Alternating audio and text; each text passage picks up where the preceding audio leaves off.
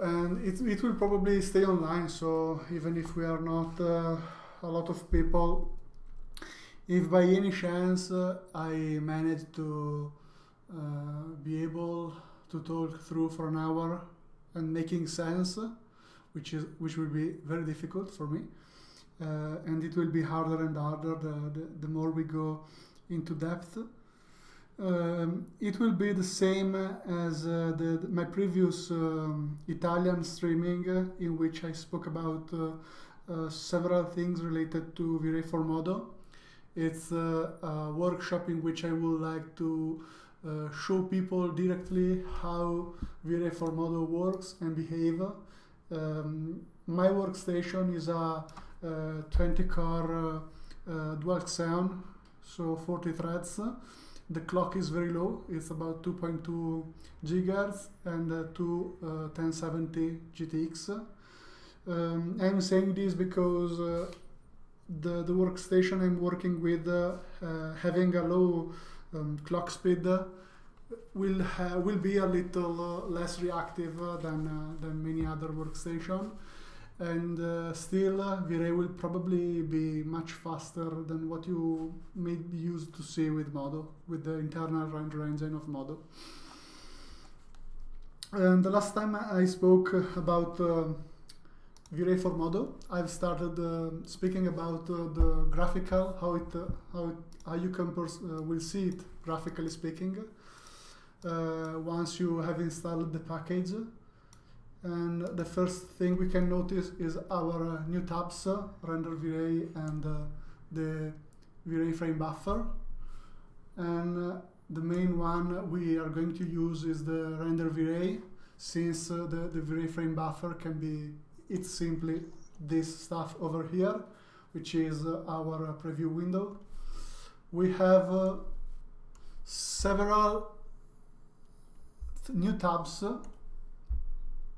which are from here to here. You can ignore everything else. This is vRay for MODO to you. You can ignore everything. And we will be looking at each one of those separately.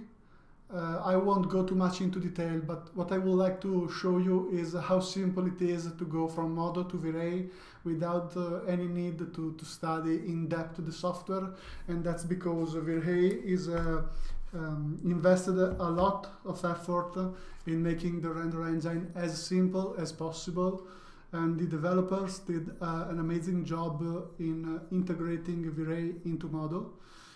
It's so well integrated that many people kept asking me, where is the vRay Lite, where is the vRay Mesh? They kept looking for things related to vRay.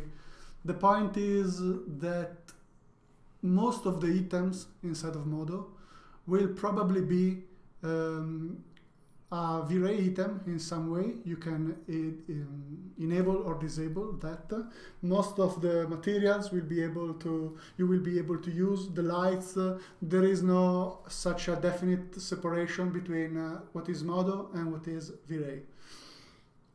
That could look a little confusing at first, but when you start to work with it, you will notice that your life will be so much easier and so much faster.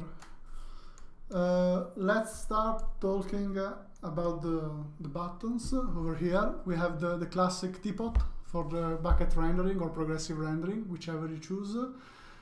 It's the production kind of rendering. We have the vRay frame buffer, which is this window, and by clicking it we can detach it. I do have two monitors, and I keep my vRay frame buffer on a second monitor, which is which has better colors and it's a bit calibrated. We have the possibility to start a real-time rendering, as we have in MODO. Many people have been saying, I can't leave MODO because MODO has that preview, which is amazing, and vRay has not. So that's kind of a very old way of seeing things. We have the exact same preview, if not better. Well, definitely better, but we have a preview which is both a CPU preview, or if we press Control, we can see the green arrow, or we can keep pressed and have the GPU rendering. And even there, it's once the scene is loaded, it's instantaneous, and you can see over here we changed our real-time engine.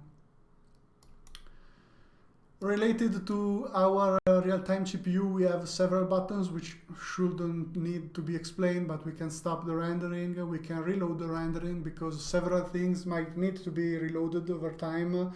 There are a few steps which vRay has some difficulties to pick up. The most apparent one could be, for example, if we were to use MODO, which has to be cached before being rendered by vRay. So every time we change the MODO, we have to restart the rendering in order for vRay to pick up the new the changes. We have the pause button just to stop the scene updates. And eventually this S button, which allow us to render only what we are selecting into the item list. We have this little square which rescale the render size to the size of our vRay frame buffer. And this one which will restart the rendering with our new, if we were to change our vRay frame buffer size, this will adapt to it. As a last part about the real-time rendering, we have the EN, which is enhanced regions. In MODO, we are used to have the render region. It's a crop. In vRay, it's much easier to use because you can pick this little button over here and crop whatever you want to render. So let's change our material to something else. We can easily enhance our render regions and zoom on them. And as you can see, we have the enhancing enabled. We can save the regions. Eventually, we can delete them. And those can be rendered separately at the end if you want to have several crops of your renderings. By clicking enhancing enabled, we go back to the previous slides. And it's very useful if you want to have several crop where you have details you want to keep an eye on for whatever reason. And as you can see, it's way faster than the MODO version where you have to select the render region, draw over here, see the results over here. You can't crop properly, you need an external plugin to do that. Over here on vRay, it's much faster, much more reactive, which is very important when you're working. You can save a lot of time if you consider how many times you can crop something. And as the last buttons related to the preview, we have the texture isolate, which we are used to know from MODO, from this open preview. We know in MODO we have the shading effect and we can isolate a texture over here. Whereas in vRay, we are going to, for example, let's pick a vRay texture and place it as a bump. Let's say you want to see that bump over here as a texture, not applied to the material. Texture isolate texture. The texture is selected, and so you see the results. If you switch somewhere else, the effect goes away. If by any chance, for example, let's use sphere and let's use our cube, we can place a beacon and let's go for a tile. And even if I were to use texture isolate and both were on bump, you are not isolating all the bumps in the render region. You're not isolating everything, but only the texture you want to see.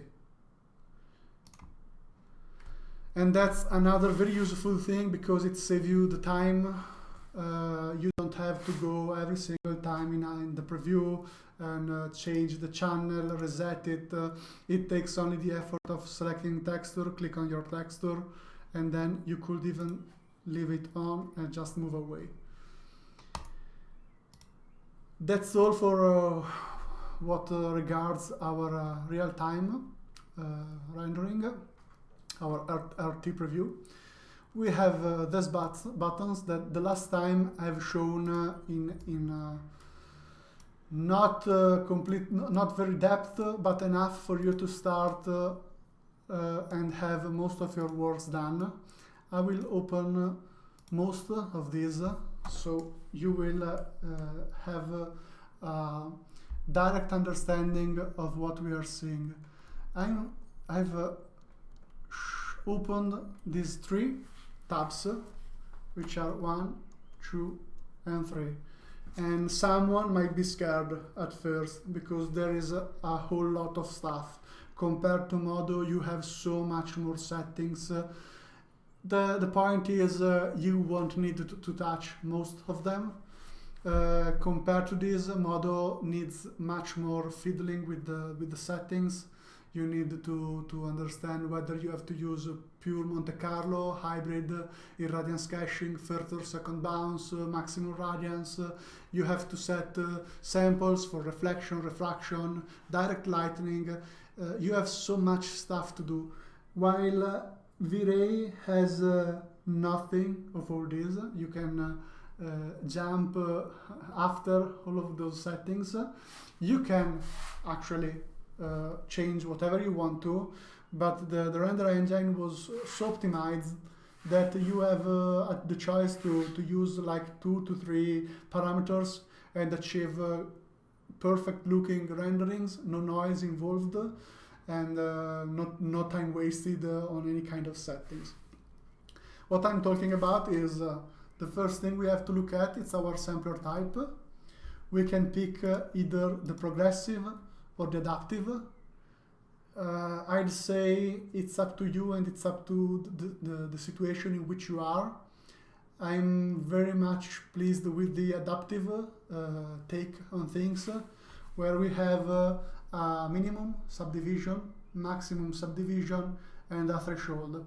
And those are the 3 settings, the 3 main settings you have to take care when rendering.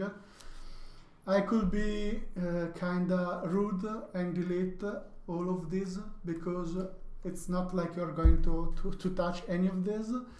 There is some talk going on about the AA filter, the anti-aliasing, but for like 90% of your jobs, all you need to know is the adaptive sampling and its minimum shading rate, the minimum subdivision, the maximum, which will allow you to decide how much samples to throw at max.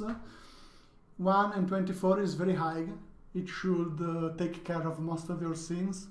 I usually lower the maximum subdivision because 12, 14, 16 should be more than enough to take care of the noise in a scene, and that's because the adaptive sampling, as the name suggests, allows the vRay render engine to adapt the samples it throws in a render compared to the need of that spot to be to have more arrays, more calculations involved.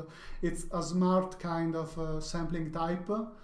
And it takes most of most of your render setting, which you usually have to place by hand in MODO, will be taken care by max subdivisions. And by threshold, we are talking about a noise threshold.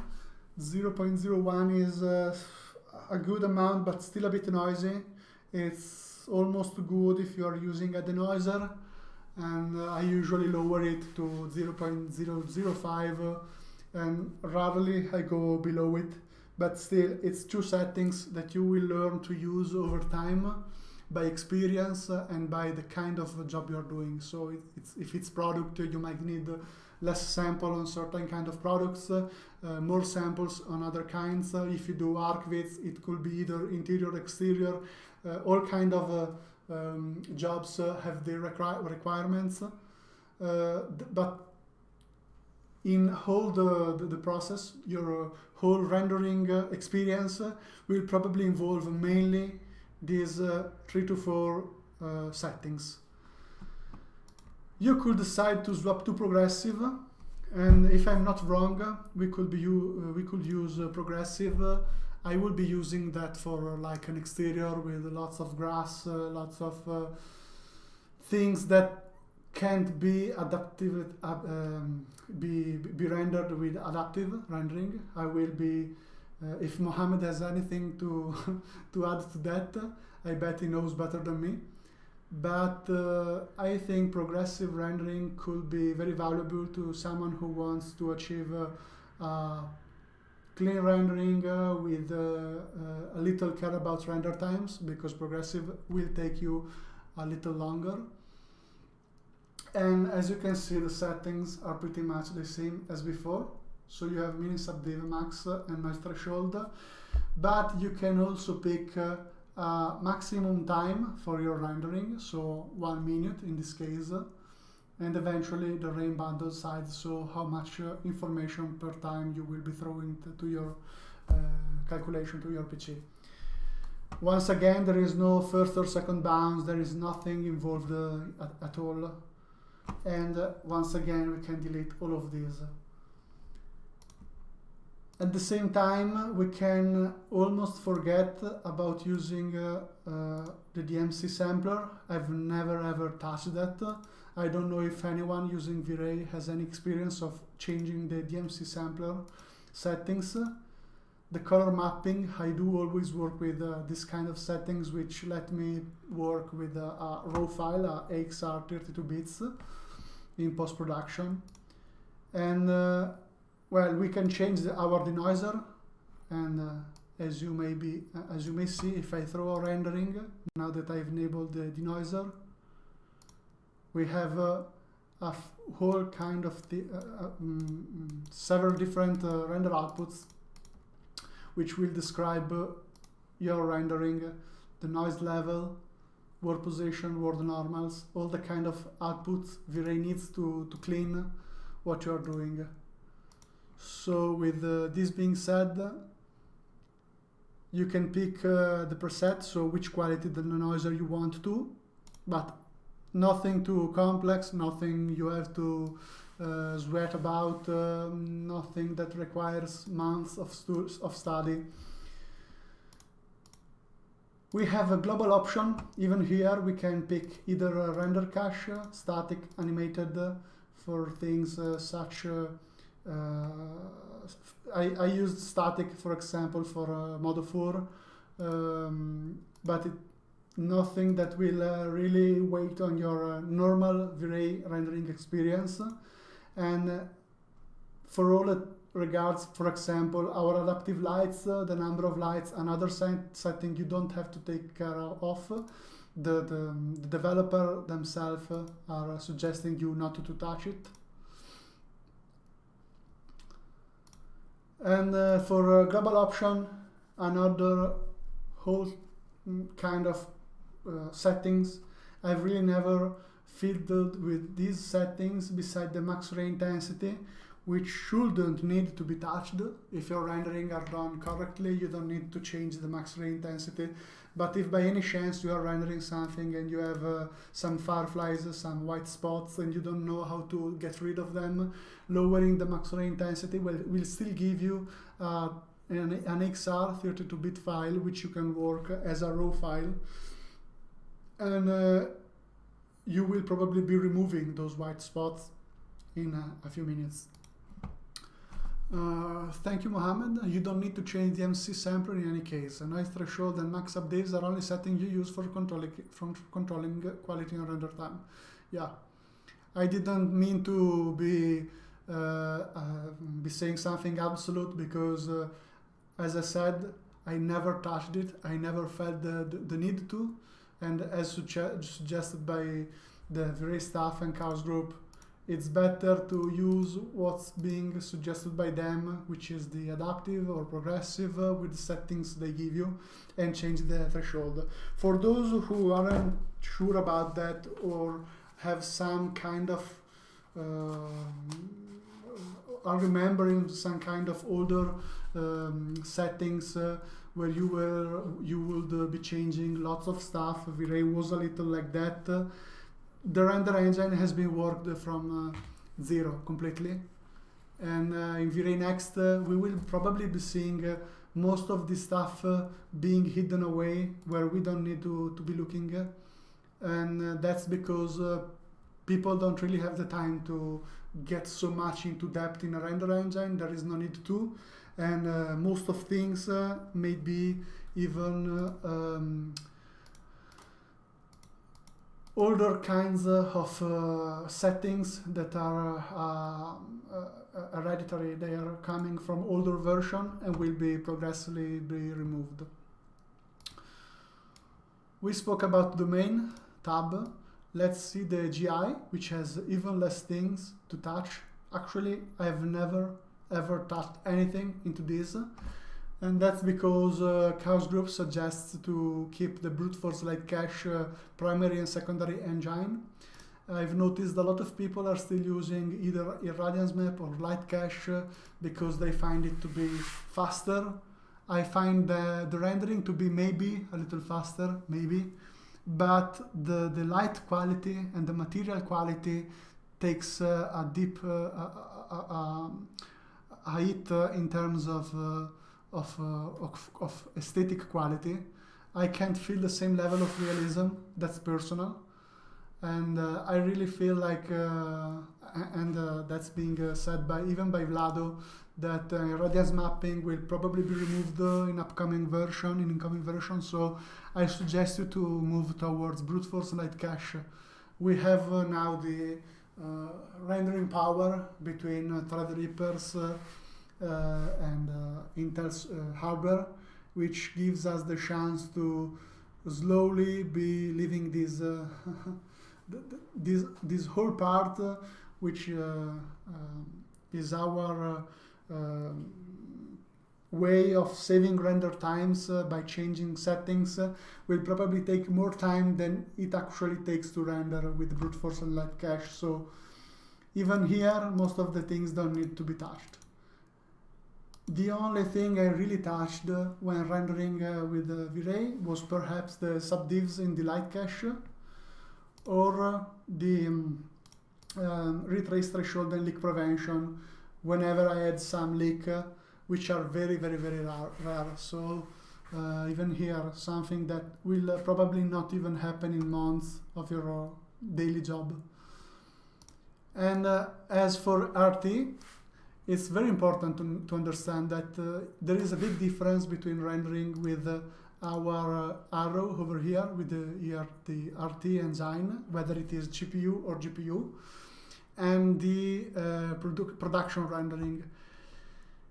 When I'm going to change, for example, to progressive, and I'm changing the GI to, I don't know, to light cache, and restart the rendering, it's not here. It's not gonna happen anything. You're not affecting our RT rendering, which is pure brute force. I remember a time at the beginning, but I may be mistaken, where there was a light cache pass before using brute force when launching the RT rendering. I may be mistaken, but I'm quite sure that now it got completely removed. And it's important because in MODO we have to pick every single time from the render settings our preset where we can choose either use the hybrid, the radiance caching, the studio lightning, and those settings are going to affect both the preview rendering and the bucket, the classic bucket rendering. It's a pain because you can't distinguish them. You have to use either a macro or a preset every time. Whereas in vRay you have the two things being completely distinguished. So you can use the vRay RT to change the results in your preview, in your RT.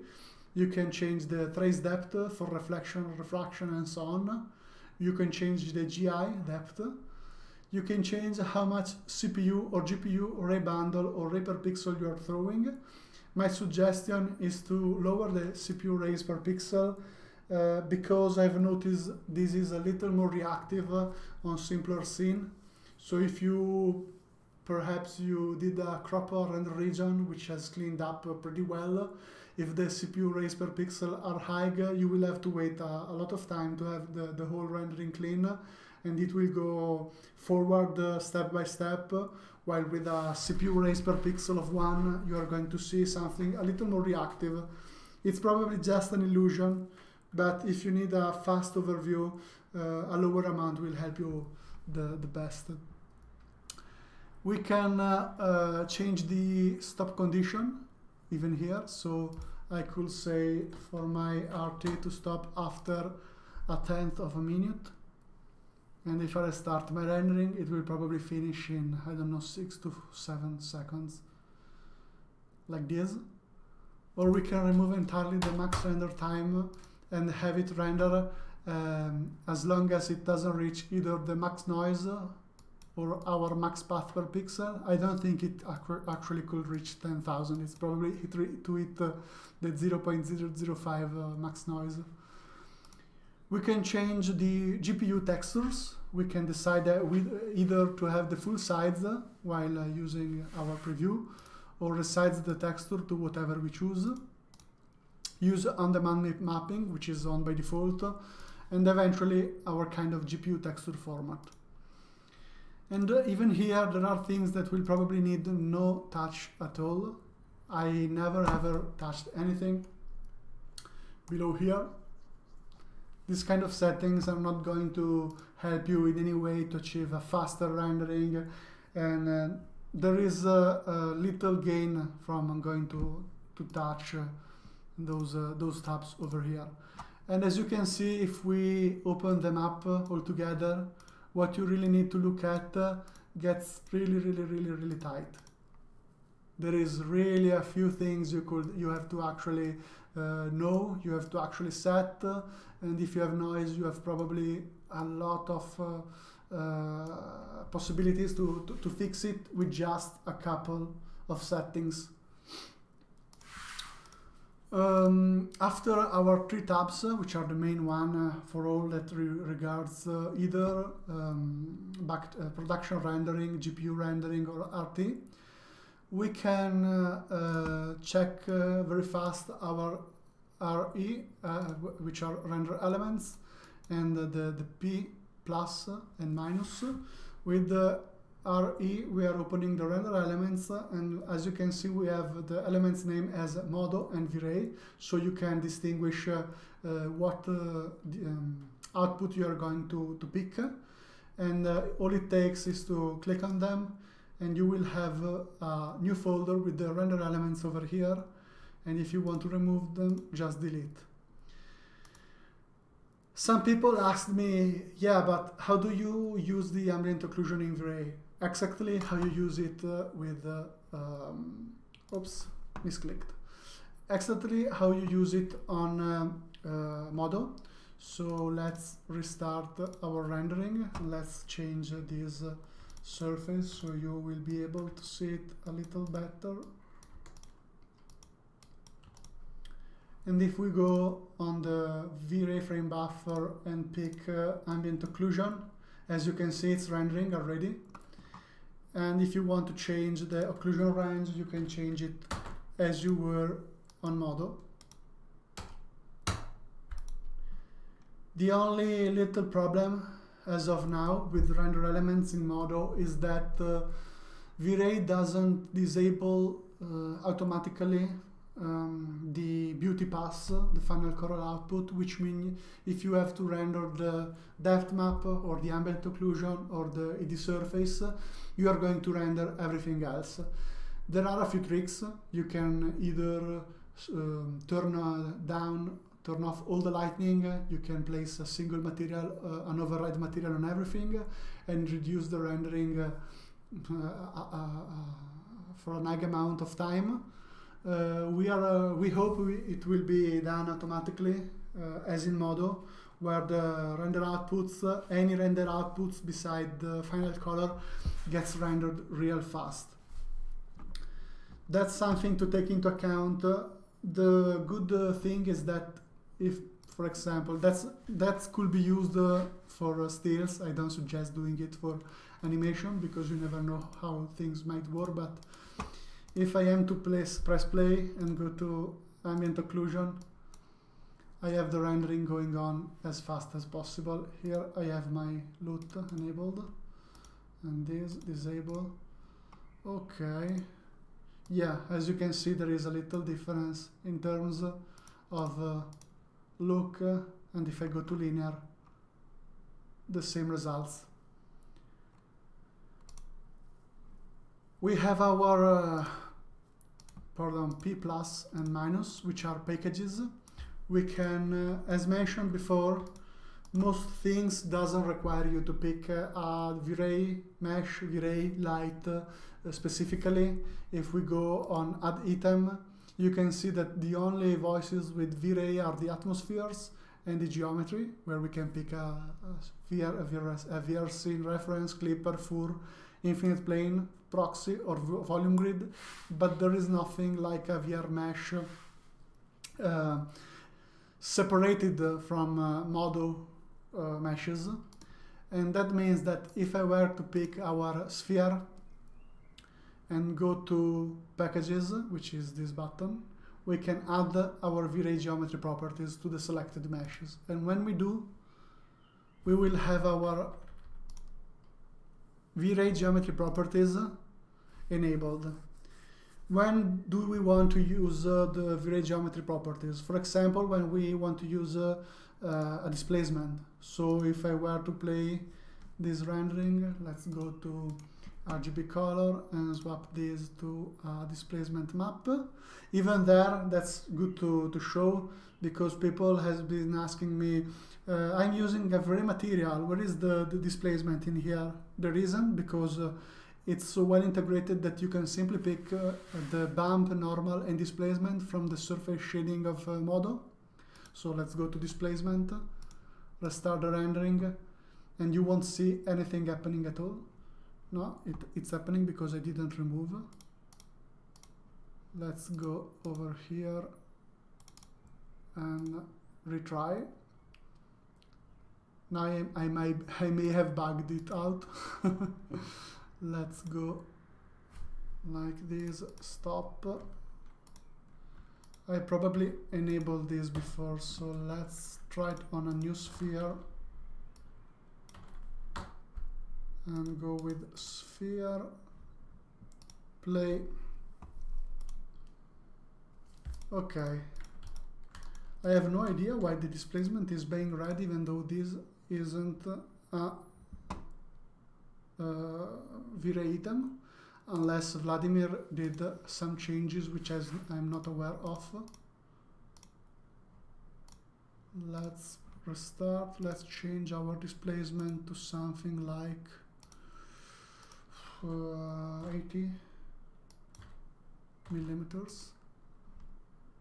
Ah, that's good. I didn't know that, because I always place the vRay object properties, and that's mainly because the vRay. I've read Mohammed. I'm used to use these because we have so much. We can use enable displacement, and I kept using this as a reminder. But that's good, because we now don't even have to do that other step. And as you can see, I'm rendering a displacement which usually will take a lot of time to MODO, and it's going very smooth, no problem so far. And the same could be done with, for example, lights or shaders. So if I go on P, I can add a vRay sun and sky. Most of the things, the same can be done with a camera.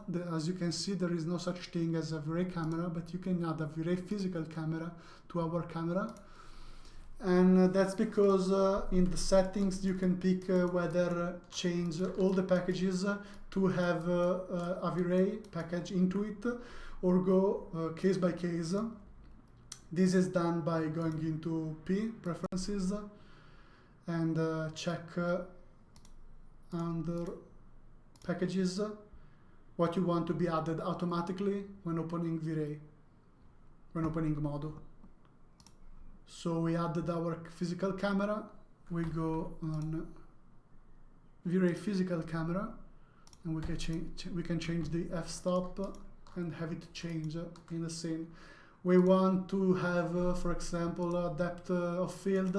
If you right-click on the rendering, you can see what you need to click to have the focus distance, the focus, and place like a depth of field. So Control Shift and left click, and then I'll go to MODO and enable not motion blur, depth of field.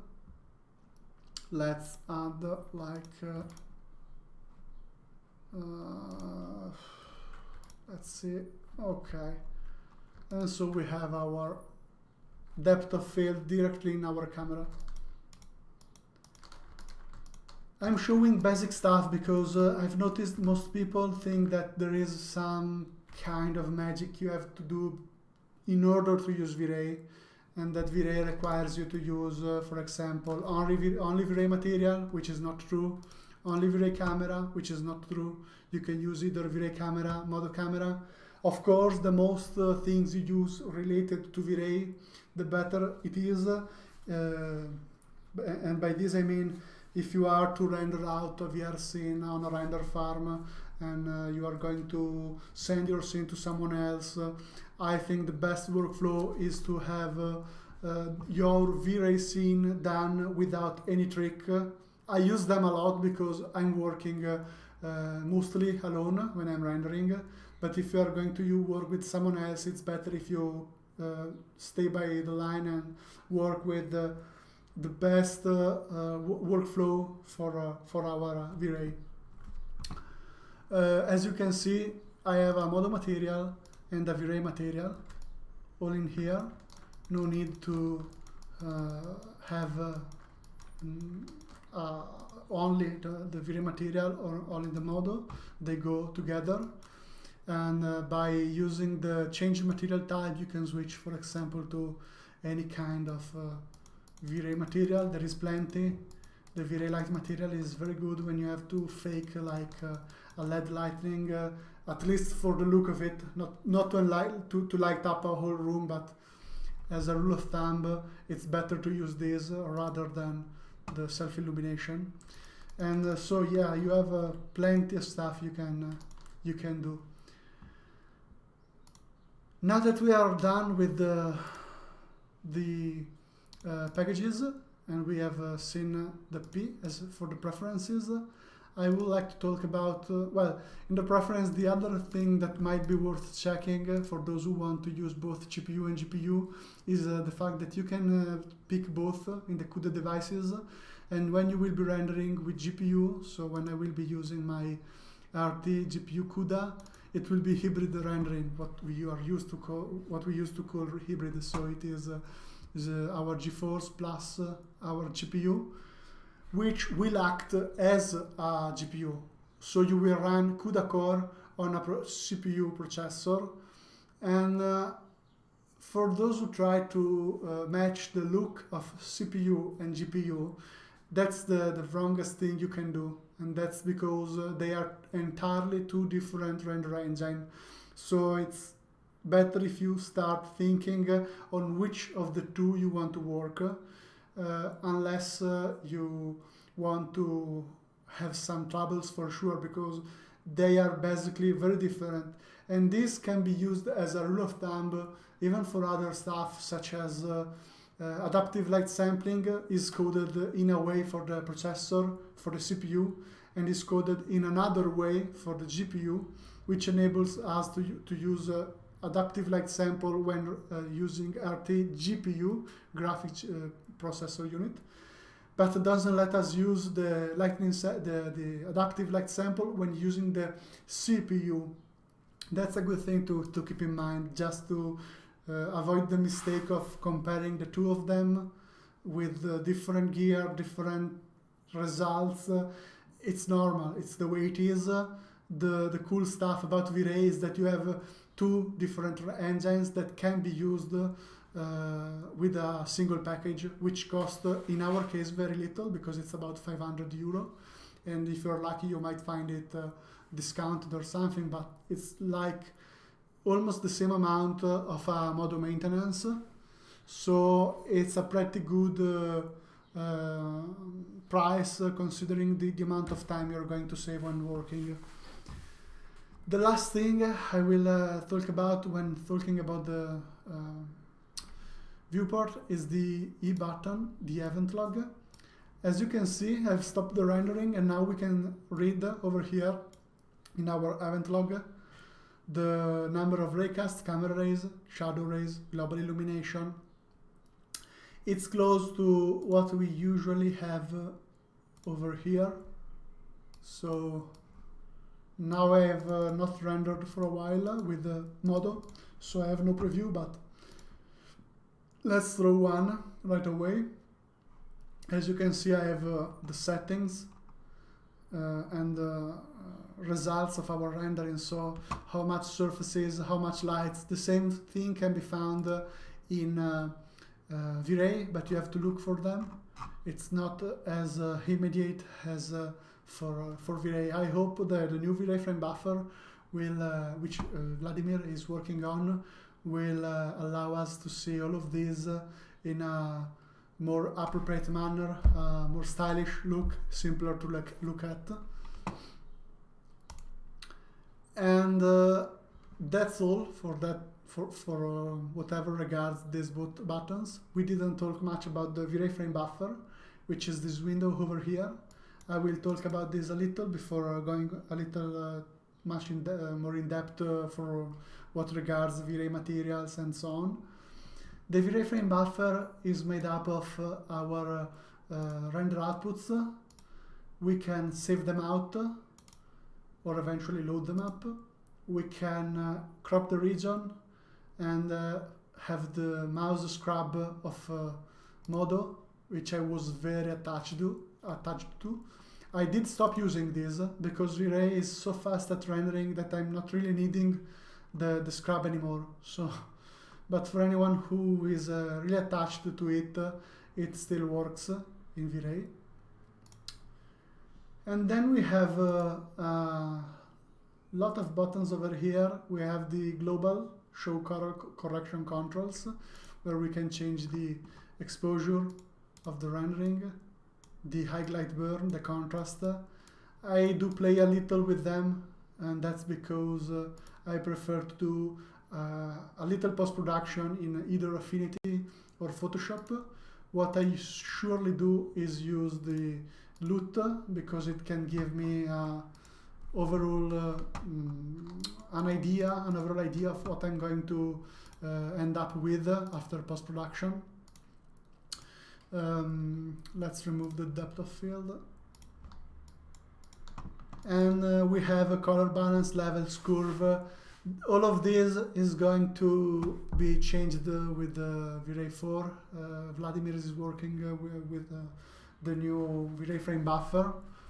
There are a few videos, and they are integrated into MODO because that's what is most comfortable to work with, so you might find them on the web, and they look amazing so far. We can also check the pixel information.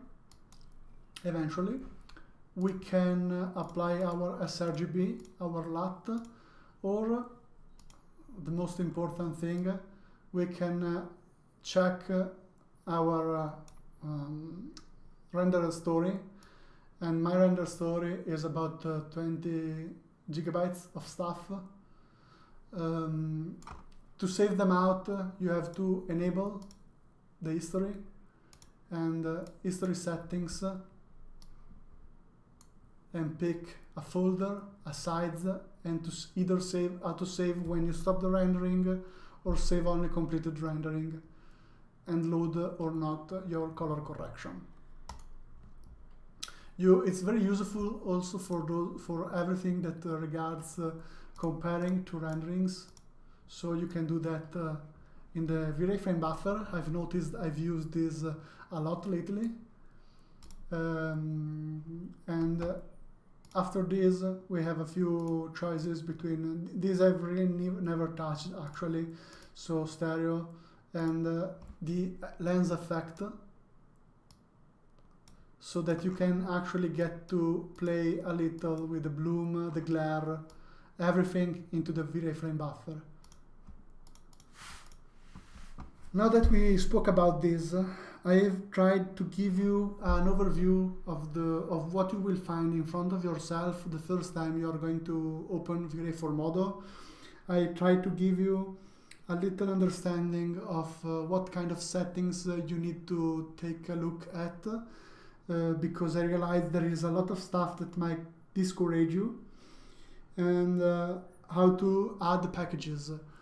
Now I would like to see a little of things such as some random things such as the MODO material, vRay lights, how do they work, and there is no rule of thumbs to use them. It's much related to experience. You have to experience the package, but there is a logic behind it, and if you have a little trust in vRay, you will notice it's very easy to understand. So let's click play. As you can see, when we start rendering with vRay, we have this instantaneous, at least for now. Oops, misclicked. We have this instantaneous load of the scene where you are converting everything into a VR scene before rendering.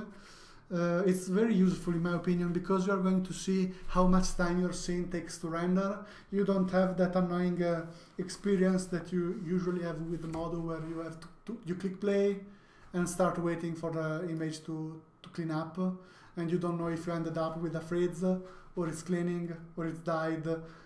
This gives you the chance to save a lot of time, and also you learn how much a scene starts to wait after working for a while. If we go to, I would like to talk about material, because the second thing that scares people the most is the settings inside of the vRay material, the basic vRay material, which is the equivalent of the MODO material, the PBR MODO material. So let's use a material here as well. Let me drink a second. Why do I say that vRay material and the MODO material are very similar? That's because the MODO material is using a GTR shader, whereas the vRay material uses a GTX shader. You can't pick it inside the vRay material. You are going to use that shader, that BRDF, whereas in MODO you can pick between the older traditional or energy conserving, which in my opinion could be simply removed, the physically based or the principled.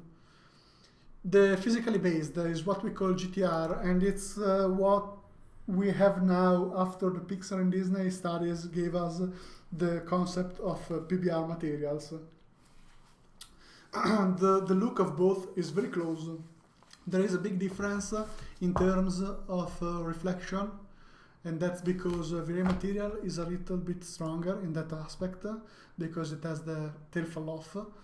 But as you can see, we have a lot of stuff to look at, and most of these will not be touched in your working life, and it might scare off people at first.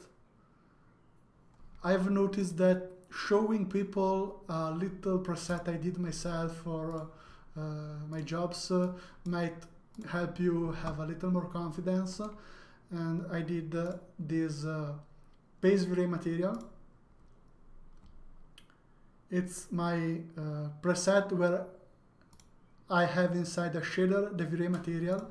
I've linked the most important nodes to my base material, my group, and I can simply change the color over here. Why this? Because here I have all I use, the most things I use. So if I want to change the glossiness, I can change it right away. Let's put, for example, an HDRI, and even there, how do you use an HDRI on vRay for MODO? The same way you use it with MODO itself. So you drag it in, spherical, and there you go. Nothing else to touch. There is not a vRay HDRI. So I was talking about my base material. As you can see, what you're really going to use are those voices. So you have the base color. There is no difference between diffuse amount and diffuse color. There is just diffuse color. It can be better because you can pick a white right away and change your room or your product shot compared to that white has a white point.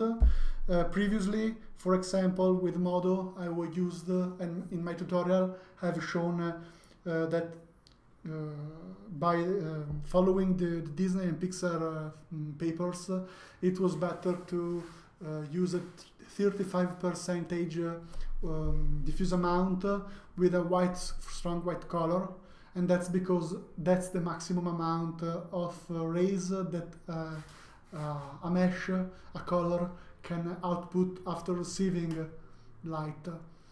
In vRay you don't need to do that. There is no diffuse amount, there is no reflection amount. You can just change your base color to your needs. You have the glossiness, which is the very opposite of the roughness. So if you have several roughness maps, perhaps, and you want to keep them, you can simply invert them, and it will work the same way. We have the tail fall off, which we can check in a second. Let's see. Let's pick reflection glossiness, and let's use it. Will be a good idea. And for example, let's go for something really extreme, so you can really see what's the difference. So let's go for okay. Remove the texture isolate, and let's rotate a little in order for you to see the roughness. Well, this blue material is not helping, so let's just turn it down. Oh, this is perfect. As you can see, I'm having my reflection glossiness get into the material, and what's the base tail fall off basically? It lets us modulate between the very glossy area and the very rough area of the material, and as low as we go, so let's suppose we go to a 1 base tail fall off, we will have let's maybe use something less strong, because that might, okay, this should be enough to, okay. If we lower the amount of base tail fall off, we are going to have a rougher look on all the material, and it helps merging the two parts. Whereas if we change and go very high in our base tail fall off, the difference between the rough area and the glossy area will become even stronger. That's very useful to modulate roughness on a material. So let's try, for example, something more grungy. Let's search in my textures, rough, this over here. This is a very good library if you want to check it out. And let's change to reflection glossiness.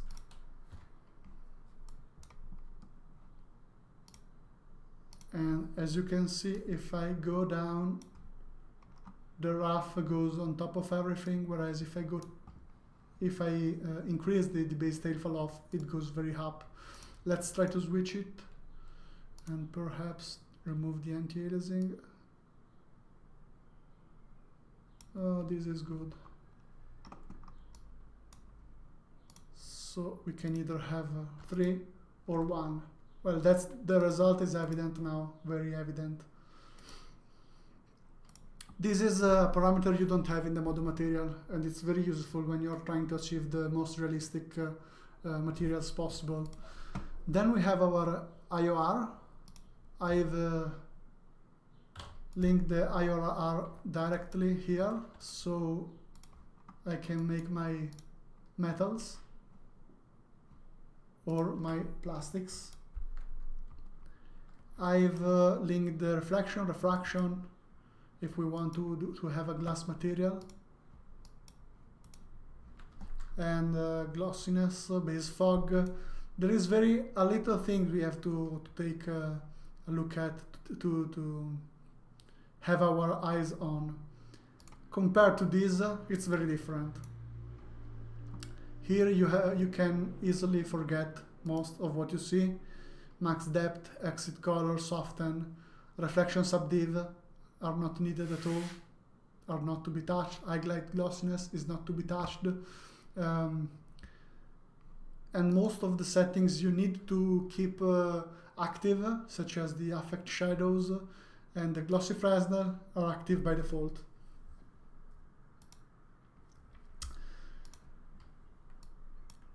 As for what regards, for example, our, I don't know, we want to try with a vRay light. How does a vRay light work? Let's go to light, area light. I will do a couple experiments.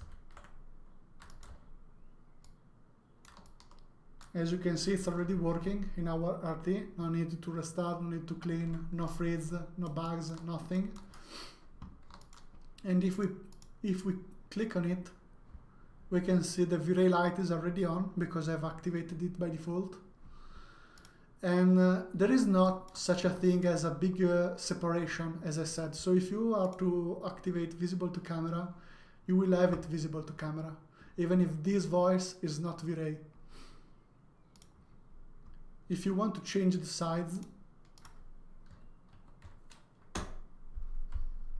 will change, even though this is not vRay light. What you can do in the vRay light is change things such as affect diffuse, specular, or reflection,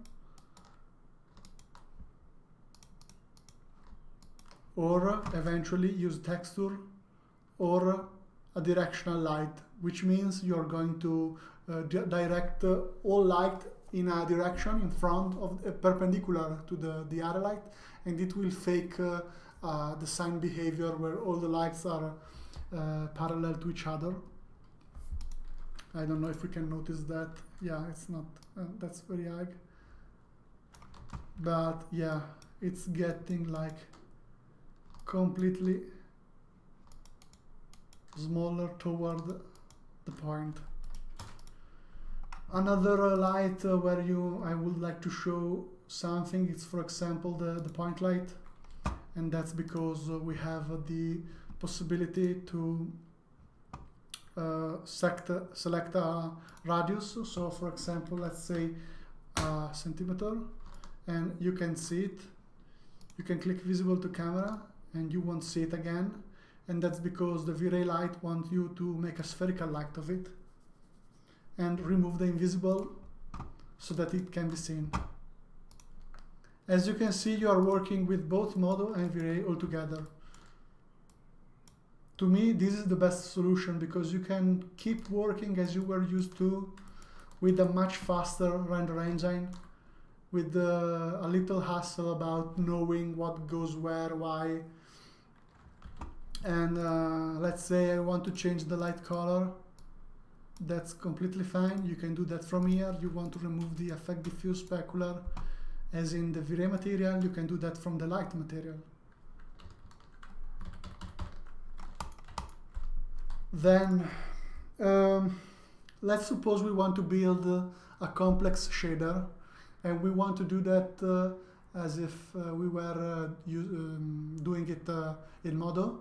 There were the group mask. We will be using the layer mask, which is extremely fast, and I will show you how to do that through the shader tree. That's just some test user case, something you might wish to see and work on. It's highly likely you will end up using a complex, if we can call that complex, material. So let's create our dual shader and bring it out.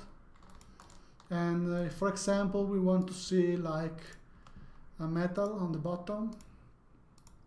So we take down our diffuse color, we take up our reflection, we put a rather high Fresnel IOR,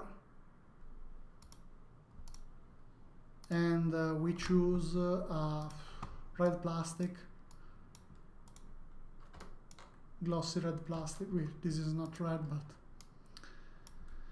I wouldn't be able to name the exact color. How does this work? As simple as in MODO. So we get our texture, we set the layer mask, not a vRay layer mask, nothing strange, layer mask. And let's do as before, so I will use at 0.4, 0.6, and I one side, and we have both the material on top and below. So just to make sure, let's place a gold material, and there you have your complex material. Let's suppose you want a third shader on top of it, so you want to have a varnish finishing, so let's use both of those materials as rough materials. That's too much. 6.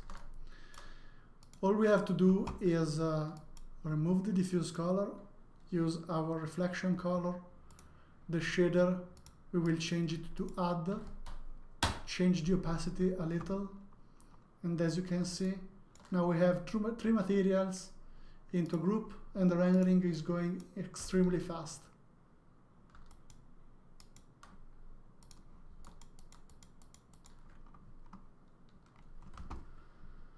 And this is a user case where, as mentioned, you want to work with vRay and MODO techniques, because this is MODO techniques.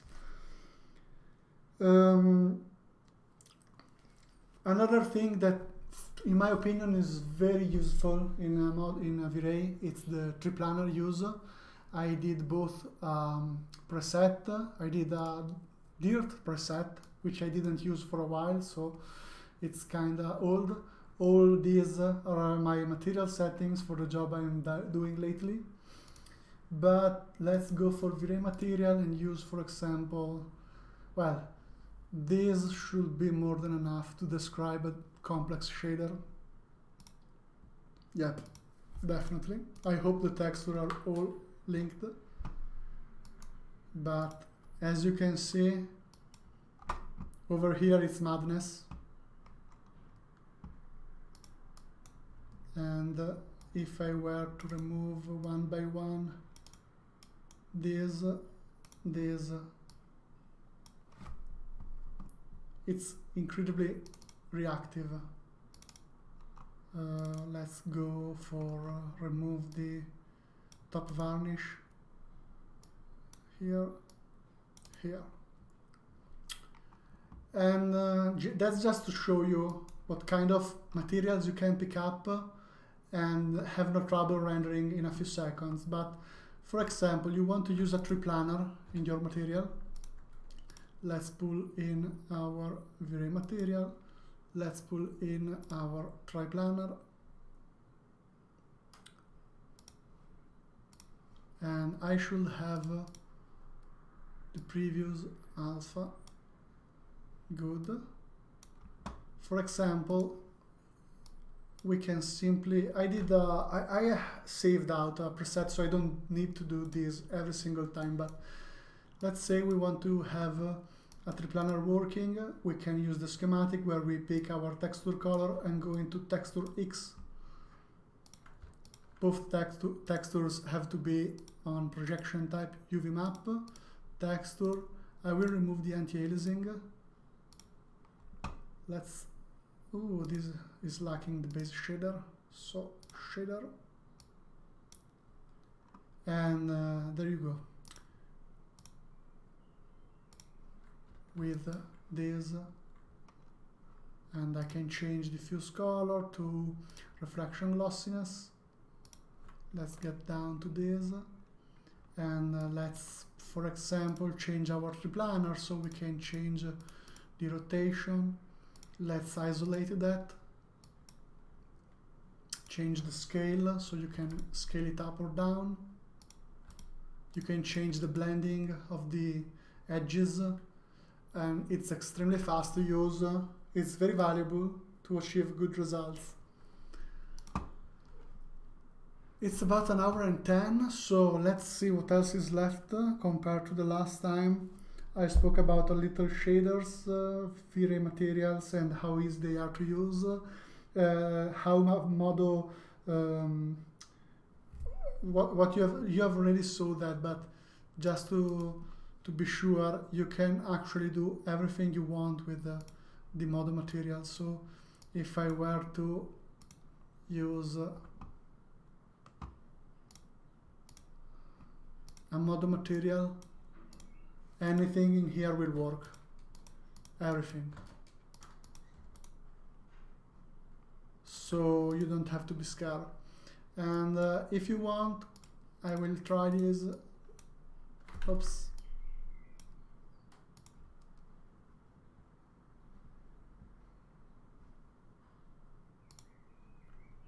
Let's try one. And let's try to contrast this up. And I can see, but I think it's not working. No, it was definitely working. Wait.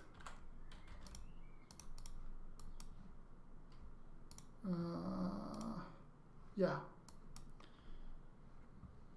I didn't really ever try that to see if you can actually use a triplanar or MODO material. But let's say you want to, I don't know, use transparent amount. It's pretty much all supported. The only thing that might let you down is the subsurface in vRay, which is like a little problem. And many people asked me the last time how does the fur works, so I will show you real fast how the vRay fur renders fast into vRay with the vRay hair material. It's quite simple to look at, so let's put back my random color for now and use the vRay fur, where I will be picking my sphere here. It's instant. And let's put a couple 0 more and have it calculate once more. Let's try it per face. Oh, that's good. And if you want to try, we can go to vRay material, vRay hair, place over here, delete. I'm not really any good with the hair color, so don't judge the book by its cover. But as you can see, it's amazingly fast and it's interactive. I changed this to 1 millimeter, and let's add a little taper.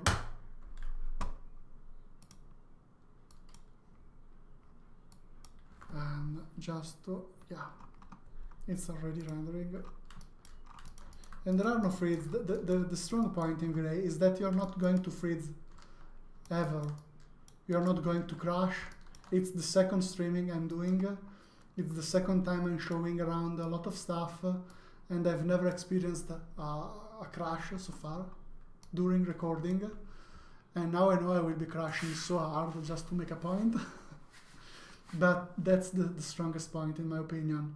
The possibility to work with a package that it works even better than the MODO render engine. It's more reactive, it's faster, the usage of RAM is so much better. And to prove my point, I will be opening a scene I've shown the last time, so you can see how I did it.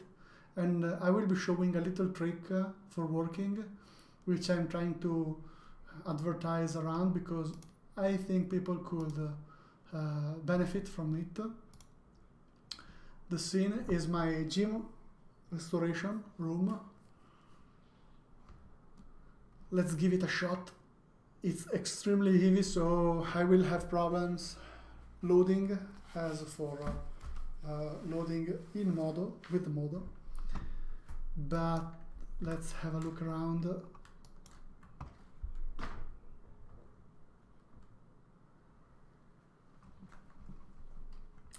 Yeah, it's completely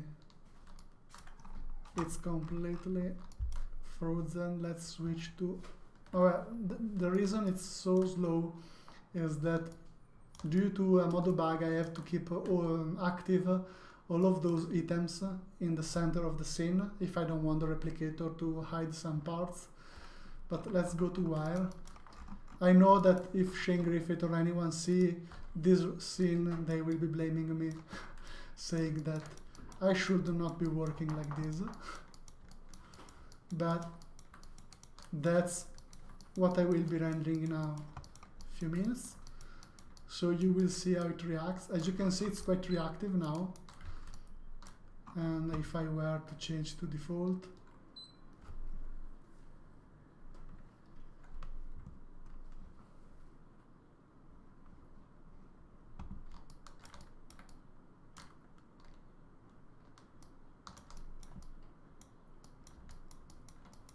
as you know, I'm using, as I said before, a dual xenon, which is very slow, so you might be seeing me moving very, very slowly. Well, not now, but generally. And let's try and render something like, for example, move the camera to this with my rabbits and the grass and try a little preview. The strength, in my opinion, of showing this kind of work, of this kind of scene, is that what vRay is capable of doing is not something that you might be able to achieve actually with the MODO internal renderer. You are most likely going to have big freeze hiccups in the software. And I really love the MODO internal renderer I used for a long while. I'm amazed by what Foundry or Luxology, most of all, managed to do so far with little people. And the point is, for the price it has, vRay is the no-brain investment to me.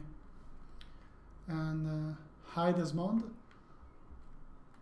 It's a no-brain investment because it helped me so much in not crashing, in having a fast preview, an higher quality, no need for a super acknowledge or a constant cleanup of my scene, of my settings. It's amazing. The other strong point is the vRay for MODO community, which is another amazing resource, let's call it that way, where people are very proactive in helping everyone else out. They are very skilled. They are coming from many different softwares as well, and they can share you a lot of experience. And this support from Chaos Group is peerless. There is no other company. How much RAM does vRay take for this scene, Michele? I really have no idea. Should I check with this?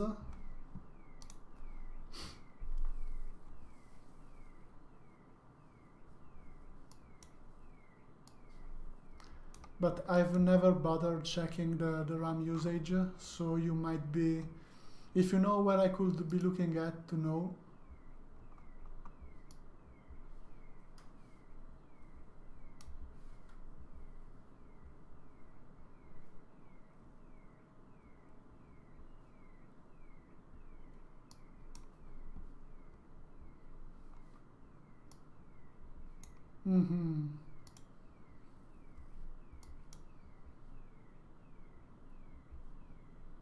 Well, I'm using a lot of CPU, obviously, because I'm working with it.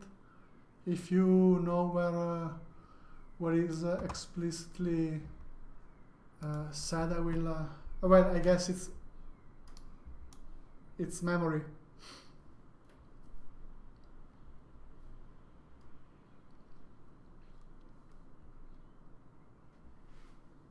Thank you.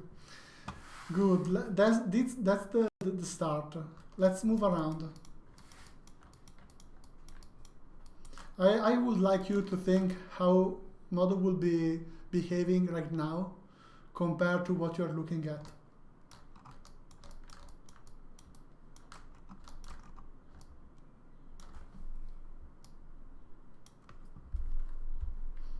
I know it's not instant rendering, but there are, I don't know how many billions of polygons, a lot of replicators. The amazing part is that you can go in, clean up, I can enhance this region, wait a little for the vRay frame buffer to clean up, and there I am rendering this shot.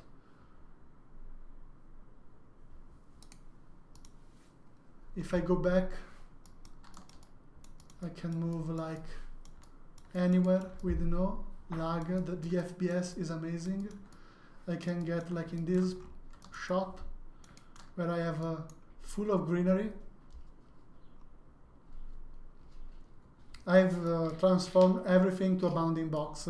So this grass over here, which is kind of difficult to figure out. If you saw my portfolio, and the people on vRay for MODO has seen these images for a long while, but as you can see, this is full leaves, lots of instances, lots of replicators.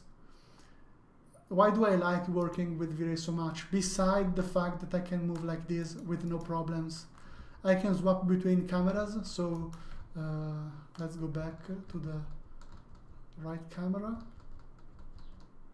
Good. Let's go, for example, to a panoramic view, a spherical panoramic view. This is 4K panoramic view. Set as render camera. This will change. It's a 4K image.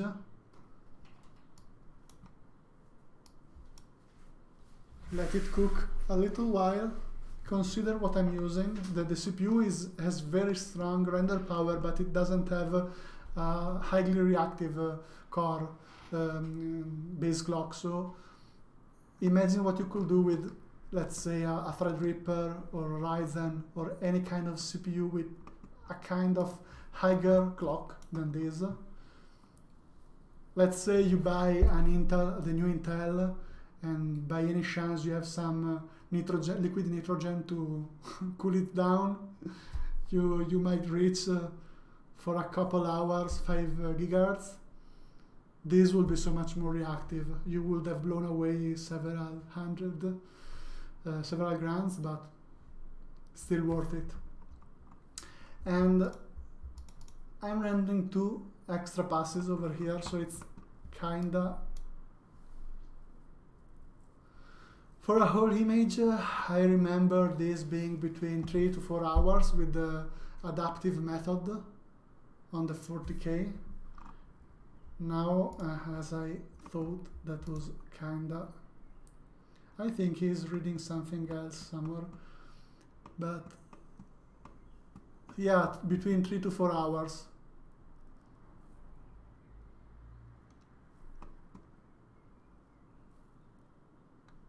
And there were no hiccups, no freeze, nothing. These are all glass chairs. I know for a fact that MODO has nice subsurface, but doesn't handle glass and other material smoothly, at least smoothly as I would like to. Now the little trick I use, which I hope could be useful to others who might not have thought of that, I use a shader, what I call shader ball. It's a camera placed in the center of the axis. Link to the final render. Let's check my website.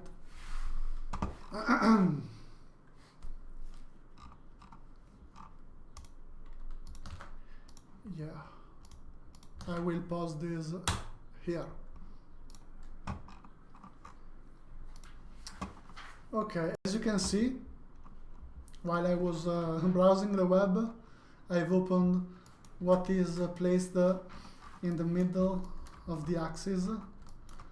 If you're thinking why this, well, the reason is that I've placed this sphere as a isolated environment in which I use, let's see if I can select it because it looks like I froze the model, the mesh.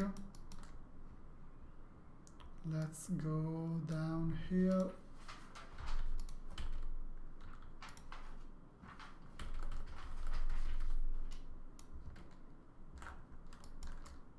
For some reason it's selecting an array light, which is not what I want. So let's go to our, let's see where I forgot it. Well, let's try this. Oh, this kind of selection usually kills MODO, but who cares? Let's try.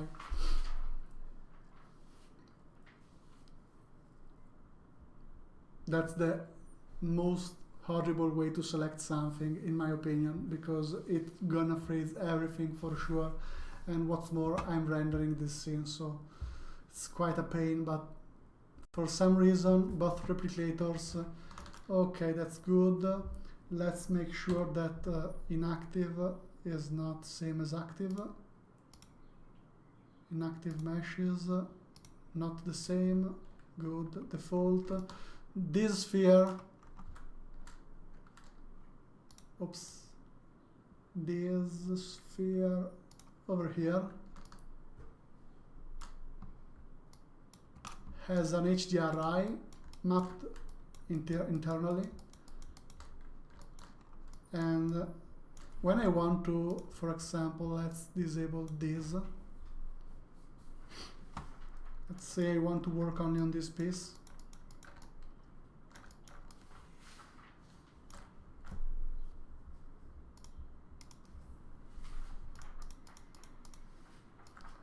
Go down with that. It's very useful to allow you and change a material on the way, so you can have your gym material done in a few seconds. Or for example, let's go for the cyclette.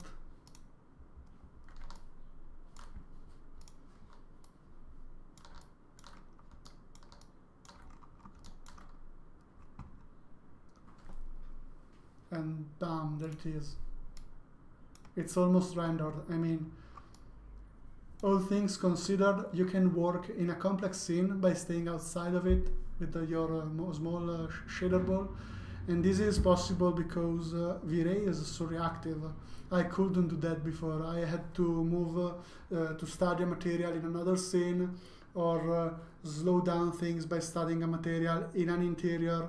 Now I can simply use my shader ball, my HDRI ball outside of the room, pick up the materials and instance everything inside the main room.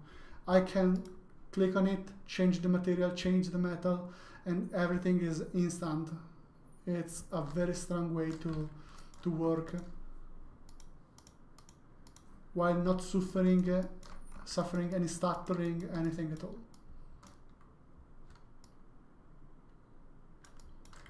This is made mainly with is made with a lot of triplaners, and as you can notice that there is a vRay material, a MODO material, so I can change the base color.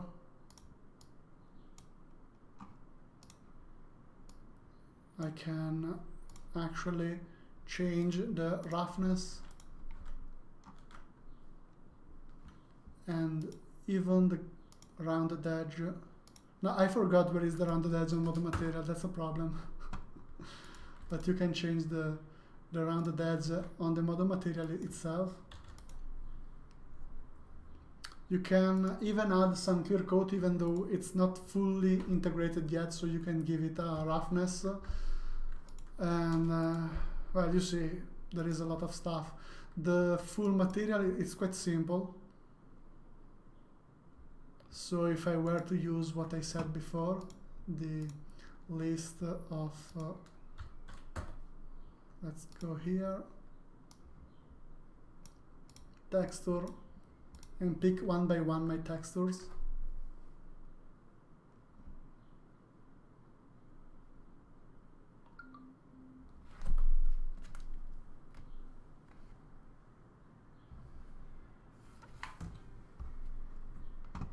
And you can check over here. I didn't use vRay material because this job was made with MODO initially. I did the whole space and the rendering with MODO, and then I picked this this project and I used it as a test to convert my workflow toward vRay. So it was like my Frankenstein scene. I tried both vRay materials, MODO materials, I mixed them up. I did a lot of stuff in order to figure things out and to build my workflow, my style. This scene came out when I decided to that it was possible to work in an isolated environment such as this, and I could pick up, work everything alone, and then move the materials in the shader tree. As you may know, the shader tree is quite slow to upgrade, to update. So when you have to work the material and move the material somewhere else, it might slow you down. It's not good if you're working. You have to press play, wait the render to start, clean up, change the material. Here I can move from this camera to, let's say, this camera in a matter of like 10 seconds. This is a 30,508 height, and with less than a minute you are already there rendering.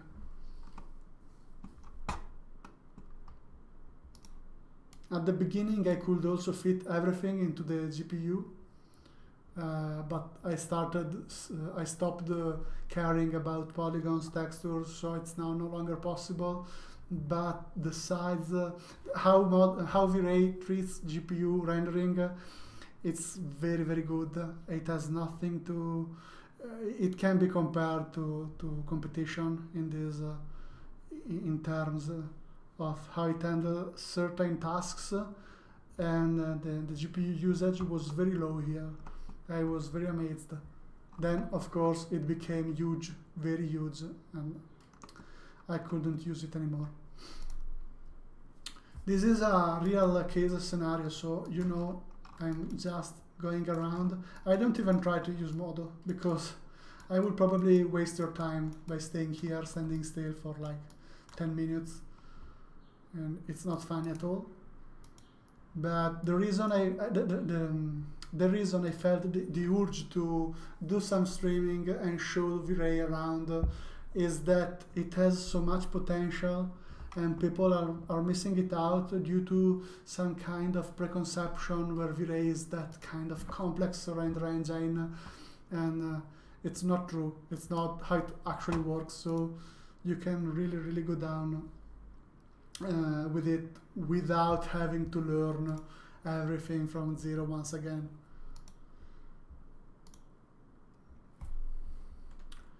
If by chance you have any question or anything at all, let me know.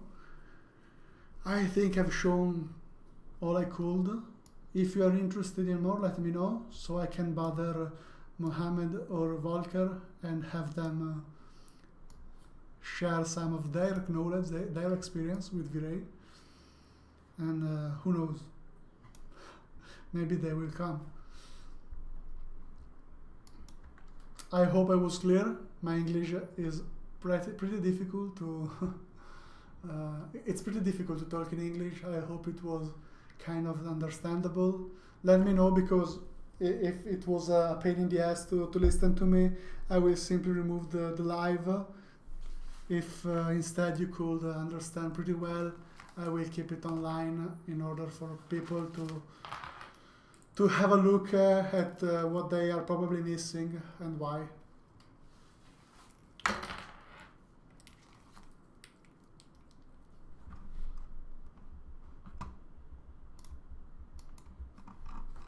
Thank you, Mohammed.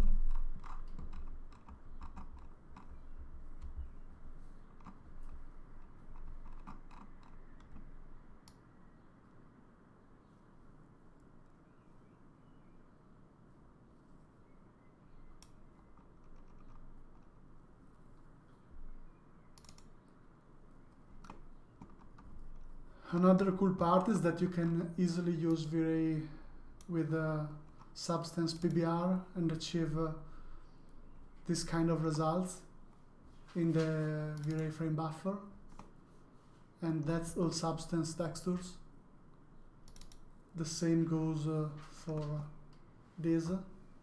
So I don't know, it's completely overtook my MODO workflow, and I was very attached to MODO. I didn't think I could actually change the software.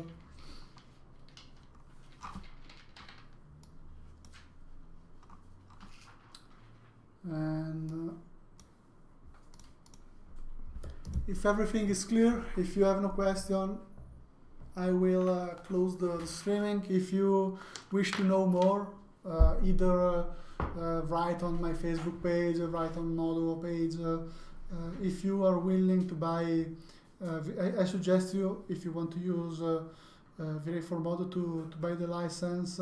It's kind of an accessory to say that, because you know it should be the standard, but many people may end up using a cracked version, and this, in my opinion, is gonna hurt them more than using MODO. And that's because the developers are so amazing that there were nightlies like almost daily for a while. Now we have the 3.6, and it's very, very, very useful to be on the nightly version to avoid certain kind of bugs. So if you're interested, let me know, let us know, let Chaos Group know. The more we are, the more they will develop. The more Foundry will help them develop the software. And that's the most important thing to do. Thank you for following, and see you next time, probably with some shorter video, some sneak peeks and tutorials and work in progress, something that might help you get in touch with vRay slowly and give you a head start right away from your experience. Bye bye.